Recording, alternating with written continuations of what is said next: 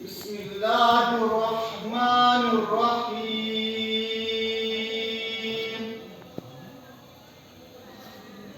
अलम तरा कैफ फ़अल रब्बुका बिअस्हाबिल फील।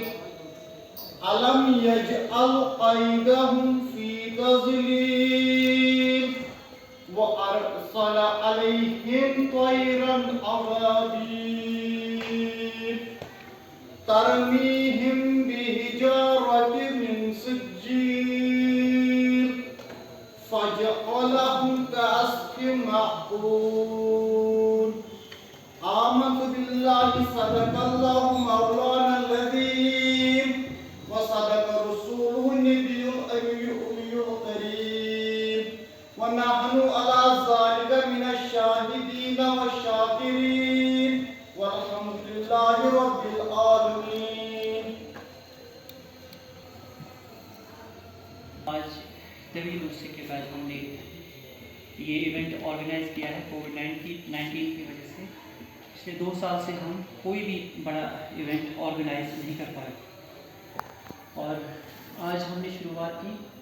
जैसे कि वर्ल्ड फेडरेशन ऑफ हीमोफीलिया की गाइडलाइन के मुताबिक हर महीने और जितने भी प्रोग्राम्स अवेयरनेस के वर्कशॉप हो, सेमिनार्स हो और बाकी दूसरे पेशेंट एजुकेशन प्रोग्राम हो, CMEs हो, वो ज़रूरी ऑर्गेनाइज करने होते हैं। बहरहाल हम आज फिर से शुरुआत करते हैं। मैं पहले शुक्रिया अदा करना चाहता हूँ पेशेंट्स का, पेरेंट्स का और गाइडेंस और केयर गिवर्स का जो यहाँ आए, और डॉक्टर बिलाल HOD पैथोलॉजी, उनका बहुत बहुत शुक्रिया, और डॉक्टर मीर सदाकत हेमाटोलॉजिस्ट, क्लिनिकल हेमाटोलॉजिस्ट, बहुत बहुत शुक्रिया इनका। Assistant professor blood bank doctor Shazia, इनका भी बहुत बहुत शुक्रिया। और तमाम HOD जिनको हमने इनवाइट किया है अभी तक आए नहीं या आएंगे या कोई आ भी नहीं पाएंगे, उनका भी बहुत बहुत शुक्रिया। आज मैं पहले, क्योंकि हीमोफीलिया के बारे में बहुत से अगर मसाइल भी हैं तो कुछ बातें भी हो रही हैं, आज मैं थोड़ा सा वजाहतन मैं पहले बैकग्राउंड में जानना चाहता हूँ। पास्ट में क्या कंडीशन थी और ये एंटी हीमोफिलिक ड्रग कैसे आया, ये किस तरह अब हीमोफीलिया पेशेंट्स के लिए मुहैया हुआ। 2010 में मैं रियासती high court, honourable high court गया, पिल फाइल की मैंने यहाँ पर जम्मू में भी पिल फाइल हुई थी। मुझे उस बारे में पता नहीं था क्योंकि कोई कम्युनिकेशन नहीं था। मेरा एडवोकेट फैसल कादरी था और नरगिस, तो 2 हेयरिंग हुई थी कि जम्मू का डिसीजन आया कि इन हीमोफिलिक पेशेंट्स को मेडिसिन दिया जाए। लेकिन क्या हुआ कि कलील फंड्स गवर्नमेंट ने hemophilia factor, anti hemophilic factor के लिए रिलीज़ किए हैं GMC जम्मू और GMC श्रीनगर को। उस टाइम सिर्फ 70 पेशेंट रजिस्टर्ड थे हमारे, और कोई भी टेस्टिंग फैसिलिटी नहीं थी, डायग्नोस्टिक लैब नहीं था। धीरे धीरे पेशेंट्स की तादाद बढ़ गई और पहले 50 लाख जो रिलीज हुए हैं इन पेशेंट्स के लिए, ये एंटी हीमोफिलिक ड्रग प्रोक्योर करने के लिए, उसमें सिर्फ हीमोफीलिया A पेशेंट्स के लिए ड्रग आया है फैक्टर 8, फैक्टर 9, 7 वॉनली ब्रांड और बाकी दूसरे नहीं आए क्योंकि बहुत कम बजट थी और डायग्नोस्टिक लैब नहीं था जिससे हमें पता चलता कि कौन किस पेशेंट को कौन सी डेफिशिएंसी है। बहरहाल हम मरहूम मिन्नत है डॉक्टर बिलाल HOD के, जिन्होंने डायग्नोस्टिक लैब के लिए बहुत काम किया। और फिर बाद में क्या हुआ, जब पेशेंट्स की तादाद बढ़ गई, कुछ उसमें मिस डायग्नोज भी थे जो फैक्टर 8 ले रहे थे, रेस्पॉन्ड नहीं कर रहे थे। बाद में वो फैक्टर 9 यानी हीमोफीलिया B निकले टेस्टिंग के बाद। ये बहुत ही इम्पॉर्टेंट था जो यहाँ पर, जिसके लिए हमारे HOD ने अनथक कोशिशें की। और फिर बहरहाल हमारे डे केयर में डायग्नोस्टिक लैब भी अवेलेबल है। उसके बाद आज की डेट में कोई 364 पेशेंट हैं। बहुत सारी जगहों पर सवालात उठ गए थे पिछले दिनों। मैंने सुना कि बजट के बारे में, हीमोफीलिया बजट खा गई। जब हम कोर्ट गए तो कोर्ट डिसीजन के बाद फैक्टर आना स्टार्ट हो चुका था। 2017 तक हमारी बजट 1.5 से 2 करोड़ थी, ना होने के बराबर। फिर बाद में हमने फिर अप्रोच किया कोर्ट ऑफ लॉ और ह्यूमन राइट्स कमीशन। तो उन्होंने रियासती गवर्नमेंट, उस वक्त जो गवर्नमेंट थी, उनको नोटिस भेज दी। उसके बाद हमारे फंड्स इंक्रीज हुए। फिर अनथक मेहनत और कोशिशों के बाद हमने अप्रोच किया NHM को, नेशनल हेल्थ मिशन, और उन्होंने इस श्रीनगर और जम्मू को भी फंडिंग करना स्टार्ट किया। जब से उन्होंने फंड देने स्टार्ट किए हैं, तब से जो इम्प्रूवमेंट हुई है वो बेहतर थी कि हम प्रोफिलैक्सिस पर भी पेशेंट्स को रख सके। कोई 150 पेशेंट हमारे जो है वो प्रोफिलैक्सिस ले रहे हैं। गाइडलाइन के मुताबिक प्रोफिलैक्सिस प्रॉपर ट्रीटमेंट है जो इस वक्त ले रहे हैं। जबकि अभी भी जो हमारा इस वक्त जो फंड है NHM की तरफ से 12.5 करोड़, तो वो अभी भी रिलीज नहीं हुआ। उन 3 रियासतों में हम आ रहे हैं जिनको सबसे कम फंड मिल रहे हैं। इससे बहुत ज़्यादा फंड बाकी स्टेट्स को मिलते हैं, यानी 30 करोड़, 40 करोड़, 45 करोड़, 55 करोड़ तक भी फंड मिलता है। लेकिन यहाँ 12 करोड़ थी, तो मुझे पता नहीं, बहरहाल एडमिनिस्ट्रेशन में बैठे बैरोक्रेट्स को इतना पता नहीं होता है। उन्होंने शोर मचाना स्टार्ट किया कि यहाँ इतने फंड्स क्यों है हीमोफीलिया के लिए, हीमोफीलिया बजट खा गए। बहरहाल मैं अर्ज करना चाहूँगा, इम्प्रूवमेंट इस कदर आई यहाँ पर, एक तो प्रोफिलैक्सिस पर रखा, दूसरा पिछले 2 साल से 4 ऐसे लाइफ थ्रेटनिंग ब्लीड हुए पेशेंट्स को, जिनका बचना शायद नामुमकिन था। वक्त पर और प्रॉपर डोजेज, जब हमारे पास फैक्टर था और प्रॉपर डोजेज थी, डॉक्टर बिलाल की काविशों की वजह से 4 सर्वाइव कर गए और 4 माशाल्लाह ठीक है। रिसेंटली एक पेशेंट द्रास से आया था, छोटा बच्चा, 1.5 साल का बच्चा। हमें ये भी पता नहीं था कि उसको ब्रीड हुआ था। 2 दिन वो घर में रहा, उसके बाद सिक्किम्स आ गए। सिक्किम्स में एडमिट था, अनकॉन्शियस था, बचने के चांसेस मकबूज थे, बहुत कम थे। और उसके बाद सिक्किम्स के डॉक्टर बिलाल ही मुझे कॉल कर रहे हैं। मैं आपको ये बताना चाहूँगा, डॉक्टर बिलाल अपनी फ़राइज़ से बढ़कर भी हीमोफीलिया के साथ जुड़े हुए हैं। ये नहीं कि दिन के 4 बजे या 5 बजे मेरी ड्यूटी ख़त्म, रात के 10 बजे ये मुझे कॉल कर रहे हैं, डॉक्टर साहब कि आपका कोई पेशेंट है द्रास से, सीरियस है, अनकॉन्शियस है, सिक्किम्स में एडमिट है, और उनको वहाँ वो क्या करेंगे, आप जरा कॉन्टैक्ट करो, ये देखो ये कौन सा पेशेंट है। फिर मैंने कॉन्टैक्ट किया, मुझे पता था ये कौन सा होगा। रात 11:30 बजे 12 बजे डॉक्टर साहब ने कॉल किया, सिक्किम्स उनका रेफरल बनवाया। यहाँ पर डॉक्टर जो कैजुअल्टी में थी उनके साथ बात की, तो उस टाइम यहाँ पहुँचा दिया, यहाँ से रेफरल बनवाया जीबी पंत हॉस्पिटल। बच्चा अनकॉन्शियस ही था। रात के 2 बजे तक हम डॉक्टर साहब मेरे साथ कॉन्टैक्ट में थे। 2 बजे उसको पहला डोज लग गया, तीसरा डोज जब लग गया तो बच्चे में इम्प्रूवमेंट आनी स्टार्ट हो गई। और फिर वो बच्चा अल्हम्दुलिल्लाह, जिसको डॉक्टर बोल रहे थे और मेडिकल साइंस के मुताबिक भी काफ़ी नामुमकिन था उसका बचना, वो आज ठीक है। और ये सब मैं आपको कहना चाहूँगा कि मतलब एक खाली फ़राइज़ और रिस्पॉन्सिबिलिटी की ही ज़रूरत नहीं होती है इसमें जिस तरीके से कुछ दिनों से मैं सुन रहा था कि कंपेयर कर रहे थे किसी दूसरे मेडिकल कॉलेज से, जिसकी हम पहले मिसाल देते थे यहाँ पर कि वहाँ पर जम्मू में ऐसे ट्रीटमेंट है, ऐसे है, तो हमें भी होना चाहिए। लेकिन आज अगर आप जम्मू को इस मेडिकल कॉलेज के साथ बलिहाज से हीमोफीलिया के ट्रीटमेंट के लिहाज से कंपेयर करेंगे, वो इस मेडिकल कॉलेज के साथ नाइंसाफ़ी होगी, क्योंकि हम वहाँ खुद गए। वहाँ पेशेंट्स के लिए कोई मखसूस पर्टिकुलर वार्ड नहीं है, वहाँ कैजुअल्टी में जाना पड़ता है पेशेंट्स को, और वहाँ कैजुअल्टी में मुख्तलिफ डॉक्टर्स होते हैं, उनको इस बारे में पता नहीं होता है। मैं खुद गया, उन्होंने एक डॉक्टर साहब थे वहाँ, उन्होंने बोला आप कितना डोज लेते हैं, कितना हम दे देंगे, ये हालत है वहाँ पर। फिर जिस वार्ड में वो है, डिज़ास्टर मैनेजमेंट वार्ड में, वहाँ कोविड पेशेंट भी होते हैं, दूसरे किस्म के पेशेंट भी होते हैं, उनको वहीं पर एडमिट किया जाता है। होम थेरेपी, डॉक्टर साहब ने यहाँ पर बर वक्त एक डिसीजन ले लिया। जब कोविड-19 और टर्माइल 2019 में जो यहाँ के हालात ख़राब हुए, उस टाइम बर वक्त डिसीजन लिया कि हमने डोर स्टेप इनको मेडिसिन पहुँचाना है, तो फिर कोई प्रॉब्लम नहीं हो सकती है, क्या इसके लिए आप तैयार हैं? हमने अपनी गाड़ी मुहैया रखी, हमने बानिहाल से लेकर ऊडी तक हर एक पेशेंट के घर में मेडिसिन पहुँचा और एंटी वायरस वापस रिकवर किए। ये करते रहे हम जब तक patients day care treatment centre आना शुरू हो गए, और आज भी हम करते हैं। जो इस टाइम घर में होते हैं, जिनको प्रॉब्लम्स है, नहीं आ पाते हैं ट्रीटमेंट सेंटर, तो उनके लिए ये ऐसे डिसीजन उन्होंने डॉक्टर साहब ने बर वक्त लिए हैं। मैं देख रहा था बहुत बार डॉक्टर साहब ऑनलाइन वर्चुअल डॉक्टर्स की मीटिंग के साथ हुआ करते हैं, बाहर ऑफलाइन मैं भी होता हूँ। डॉक्टर साहब से डिक्टेशन लेते हैं, बाकी ट्रीटमेंट सेंटर के डॉक्टर्स कि आपने कैसे किया, ये कैसे मुमकिन हुआ, क्योंकि कोविड-19 में बहुत सारे पेशेंट्स की डेथ हुई है बाहर, और कंट्री के नामवर ट्रीटमेंट सेंटर बंद हुए जिनको ताला लगा है, और बहुत से पेशेंट्स हैं जिनकी डेथ हुई। मैं समझता हूँ वाहिद ये सेंटर है, यहाँ कोई अनटोवर्ड इंसिडेंट नहीं हुआ। ये सब हम मरहूनी मिन्नत है डॉक्टर बिलाल की, और बहुत से कम कौमों में ऐसे मोहसिन पैदा होते हैं, और हम भी शायद खुशनसीब हैं, हमारे लिए ये मोहसिन बनकर आए हैं।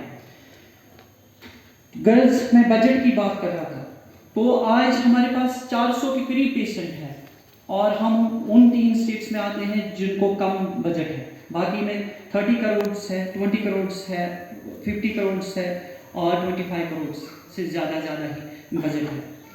बहरहाल बात चली कि extended half life monoclonal antibodies products क्यों परचेज किए गए, वो भी बात चली है, ये भी हमने सुना है। लेकिन जब बेरोटेट्स वाइल का कॉस्ट देखते हैं तो कहते हैं कि ये 1 लाख की वाइल है, क्या ज़रूरत है ये लेने की। इसमें 1 घंटा अगर किसी भी प्रोडक्ट को एक्सटेंडेड हाफ लाइफ हो, और वो भी अहमियत का हामिल होता है इस पेशेंट के लिए। बहरहाल वो थेरेपी कॉस्ट को नहीं देखते हैं। अगर 1 लाख वाइल का कॉस्ट है, मैं आपको बताऊं, हमारा एक पेशेंट था, हमने उन हाई रिस्क पेशेंट जो थे उन्हीं को इस पर रखा है, मोनोक्लोनल एंटीबॉडीज़ पर। आपको मैं बताऊं, इसमें एक पेशेंट पुलवामा से आ रहा था, 1 मंथ में वो 10 बार आता था। मैंने असेसमेंट की, कोई 40 लाख का उसको फैक्टर लगता था, क्योंकि वो इनहेबिटर उसको थे हैं, तो उसको कोई 40 लाख का मेडिसिन लगता था, बाईपासिंग एजेंट मंथली। आज सिर्फ 2 से 2.5 लाख उसका खर्चा आता है उसके ट्रीटमेंट पर, मोनोक्लोनल एंटीबॉडीज यूज करने के बाद। दूसरा कि 10 दिन महीने में वो यहीं रहता था, काफ़ी गरीब है, मजदूर, और वो काफ़ी परेशान था। आज वो उसको लाता है खुशी खुशी, ये जब ये मोनोक्लोनल एंटीबॉडीज ड्रग लेकर घर जाता है, यहाँ उसको नहीं रहना पड़ता। एक और बच्चा है हमारा जिसको माँ बाप गोद में लाते थे, हमेशा प्रोफाइलैक्सिस पर था। 1 हफ्ते में उसको 1000 रुपये लगता था जीबी पंत हॉस्पिटल जाने में, आने में, ऑटो में उसको ले जाने में और लाने में।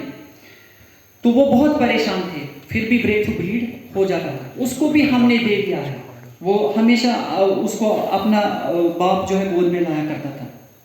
और मैं हैरान हुआ कि 8 किलोमीटर मसाफत तय करके साइकिल पर वो खुद ही आता है माँ बाप के बगैर मोनोक्लोनल एंटीबॉडीज लगाने के लिए। तो ये चेंजेस आई है जिस पर बहुत सारे हल्के मेडिकल कॉलेज से बाहर बातें कर रहे हैं, जिनको मैनेजमेंट के साथ कुछ भी नहीं है। माशाल्लाह हमारी जो मैनेजमेंट के डॉक्टर है, वेल ट्रेनड है, इनको पता है हमने क्या करना है। और हमने पहले ये मेडिसिन नहीं लाया, सबसे पहले बाकी रियासतों ने परचेज किया। हम हर रियासत परचेज करने के बाद 1 साल के बाद हमने परचेज किया है, हमने ये पहले नहीं लाया है। और NHM जब फंड रिलीज करते हैं उसमें मिमिक होता है, फैक्टर्स के अलावा मिमिक, दैट मीन्स कि आप फैक्टर्स के अलावा बाईपासिंग एजेंट और दूसरे प्रोडक्ट्स भी ला सकते हैं। तो ये सवाल उठ गए थे, जिसका मुझे जवाब देना था ज़रूरी कि ये हमने क्यों किया। आप थेरेपी कॉस्ट पर जाओ, आप वाइल का कॉस्ट मत देखो, थेरेपी कॉस्ट देखो कि इस पेशेंट का ट्रीटमेंट का खर्चा जो है, कॉस्ट जो है वो रिड्यूस हुआ है कि इंक्रीज हुआ, वो हमने देखना है। एक और बात, हीमोफीलिया सोसाइटी कश्मीर क्यों मीडिया में जाती है, ये भी बातें मैंने सुनी है बहुत सारी बाहर। मैं मेडिकल कॉलेज की बात मैं पहले वाज़ह करना चाहूँगा, मेडिकल कॉलेज की बात है, हम इसके मरहूनी मिन्नत है, बहुत बड़े शुक्रगुजार हैं हम इस मेडिकल कॉलेज के। इसका नाम है आज कंट्री के 5 ऐसे ट्रीटमेंट सेंटर है जिनका नाम है, उन 5 में से इसका भी नंबर आता है। हालांकि सैकड़ों ट्रीटमेंट सेंटर है, 5 में से इसका भी नंबर है। ये हमारे प्रिंसिपल्स, हमारे डॉक्टर और HOD साहब के बदौलत ही पॉसिबल हुआ है। मेडिकल कॉलेज के बाहर कुछ ब्यूरोक्रेट्स ये भी बात करते थे कि ये न्यूज़पेपर्स में क्यों देते हैं हीमोफीलिया, शायद ये कंपनीज के साथ कुछ ऐसा वैसा वगैरह, ऐसा कुछ नहीं है। और कुछ ब्यूरोक्रेट्स को ये भी पता नहीं कि वो ये कहते हैं कि खासकर मेडिकल कॉर्पोरेशन में बैठे कि हमने फैक्टर सप्लाई कर दिए, आपको क्या टेंशन है। उनको ये भी पता नहीं कि ये बहुत सारे डेफिशिएंट पेशेंट होते हैं, हमने वो फैक्टर्स सारे भेजने हैं। कहते हैं कि 9 भेज दिया, क्या टेंशन है आप लोगों को, भाई वॉनविली ब्रांड दे दो। नहीं जी, हमने 9 तो भेज दिया। वॉनविली ब्रांड वाले वो यूज़ कैसे करेंगे, कोई जवाब नहीं। तो 7 महीने हुए, एक रिक्विजिशन गई यहाँ से मेडिकल कॉर्पोरेशन को वॉनविली ब्रांड के लिए, अभी तक परचेज नहीं किया। हमने सेक्रेटरीट के चक्कर भी काटे हैं, कमिश्नर सेक्रेटरी से भी मिले हैं, उन्होंने भी लिखा कॉर्पोरेशन को प्रायोरिटी बेस पर ये परचेज करो। तो बहरहाल फाइनली जब हम फिर से गए तो बोला कि ये टेस्टिंग के लिए हमने भेजा है। सवाल ये पैदा होता है जब टेक्निकल कमेटी बैठती है तो वो उस टाइम क्या करते हैं, उस टाइम टेस्टिंग क्यों नहीं होती है, ये इन हाउस कंपनीज को क्यों लेते हैं, ये NIB पहले ही क्यों नहीं लेते हैं। सवाल ये पैदा होता है। इस पेशेंट को 2 घंटे के अंदर अंदर फैक्टर मिलना चाहिए जब इसका ब्लीड हो जाता है। अगर लाइफ थ्रेट ब्लीड हो 2 या 4 घंटे के बाद इसको फैक्टर मिलेगा तो मोस्ट पेशेंट्स जो है उसमें सर्वाइव नहीं कर पाएंगे। तो ये है हाल। लेकिन ब्यूरोक्रेट्स बैठे हैं अपने चेयर्स पर, उनको ये चीज़ें पता नहीं। जो हम फेस कर रहे हैं वो हम ही जानते हैं। फिर जब 7 महीने तक आपका फैक्टर नहीं आएगा, जब ये 20 पेशेंट हम तड़पते हुए देख रहे हैं, अल्लाह का शुक्र है किसी को लाइफ थ्रेट ब्लीड नहीं हुआ है।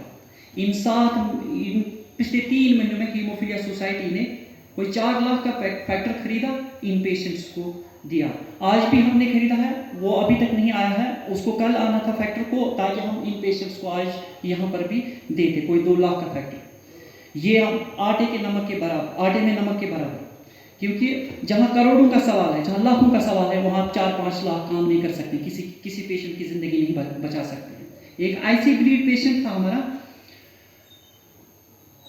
डॉक्टर साहब को पता है, इनकी काविशों के बदौलत वो सर्वाइव कर गए और आज मोनोक्लोनल एंटीबॉडीज़ पर हैं वो।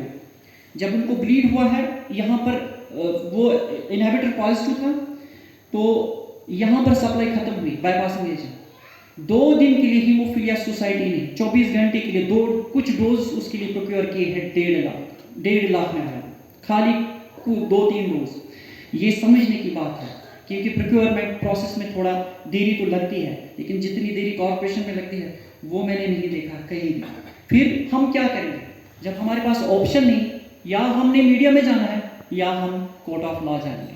हमें डिक्टेशन की ज़रूरत नहीं है, हम किसी कंपनी से डिक्टेशन नहीं लेते हैं।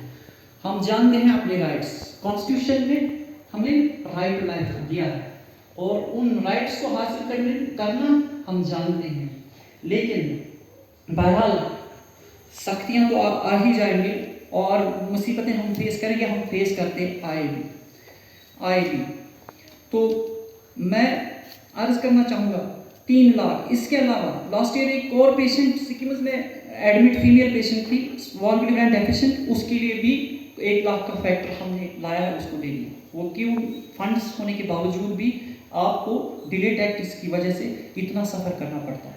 अल्लाह का शुक्र किसी को लाइफ थ्रेट ब्लीड नहीं हुआ है। अगर हो जाएगा तो क्या वो अफसरान मुझे जवाब दे सकते हैं, उसको कौन बचाएगा, कैसे बचेगा, वो नहीं दे पाएंगे, मुझे पता है। फिर से हमने कोर्ट ऑफ लॉ या मीडिया में जाना है, इसीलिए हम जाते हैं, हमें मजबूर किया जाता है। हमें कोई शौक नहीं, हमें कंपनीज नहीं बोलते कि आप मीडिया में जाओ। क्यों? रेट कॉन्ट्रैक्ट तो वो देते हैं, रेट कॉन्ट्रैक्ट उनका काम है। हम किसी कंपनी को सपोर्ट कैसे कर सकते हैं? वो रेट कॉन्ट्रैक्ट देते हैं, L1 L2 पर वो इंतखाब करते हैं उनका। हमें कोई सरोकार उनके साथ नहीं है। हम उस सूरत में जाते हैं जब हम प्रॉब्लम्स फेस करते हैं।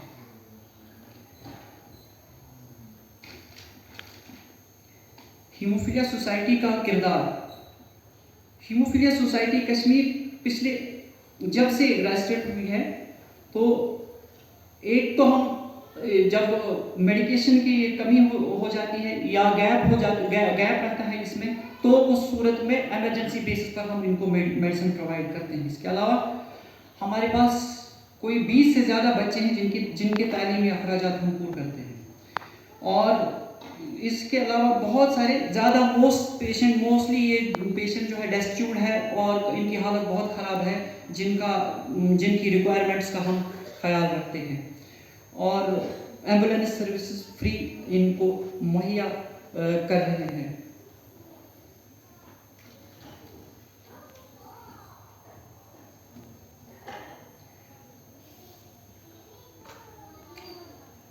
बहुत बहुत शुक्रिया। और लास्ट में डॉक्टर बिलाल का बहुत मैं शुक्रगुजार हूँ, शुक्रिया अदा करना चाहूँगा। और इस जैसे मोहसिन का हम बड़े खुशनसीब हैं, डॉक्टर बिलाल हैं हमारे साथ। और मरते मरते 4 पेशेंट बच गए पिछले 2 साल में, इससे पहले ऐसा नहीं हुआ करता था।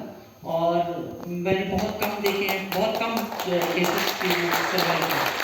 आज हम सर्जरीज भी कर रहे हैं यहाँ पर, जो कि 3-4 साल पहले नामुमकिन था। सर्कमसिशन 20 से करीब हुए हैं, 3-4 साल पहले नामुमकिन था। वो इसीलिए हम कर पा रहे हैं। यहाँ पर फैक्टर अवेलेबल है, डोजेज अवेलेबल है और डॉक्टर साहब का साथ है। Thank you very much.